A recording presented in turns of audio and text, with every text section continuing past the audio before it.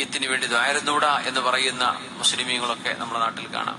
മയ്യത്ത് അവിടെ വെച്ചുകൊണ്ടിരിക്കുമ്പോ മുസ്ഹഫ് എടുത്ത് ഓതാൻ വരെ വിടൂല.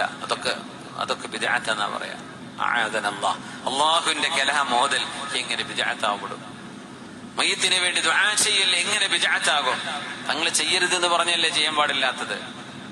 ഇബാദത്തിന്റെ വിഷയം വിശാലമായി ഒഴിച്ചിട്ട് തന്ന പലതും പറ്റില്ല എന്ന് പറഞ്ഞ് എത്ര ഇബാദത്തുകൾ, എത്ര ഉമ്മമാർക്ക് വാപ്പമാർക്ക് ജനാസയായി എടുത്തുകൊണ്ടു പോകുമ്പോ ഒരു ദുആ തൽഖീൻ കിട്ടാതെ ഉസ്താദുമാരെയും മുതഅല്ലിമീങ്ങളെയും വിളിച്ചിട്ടെങ്കിലും, സ്വന്തം വീട്ടുകാർക്ക് ദ്വാരക്കാൻ വയ്യ, എന്നാൽ ഒരു മുതഅല്ലിമിനെ വിളിച്ചിട്ടെങ്കിലും ഒരു ദുആ ചെയ്യിപ്പിക്കാൻ സാധിക്കാതെ പോകുന്ന ഹതഭാഗ്യന്മാർ.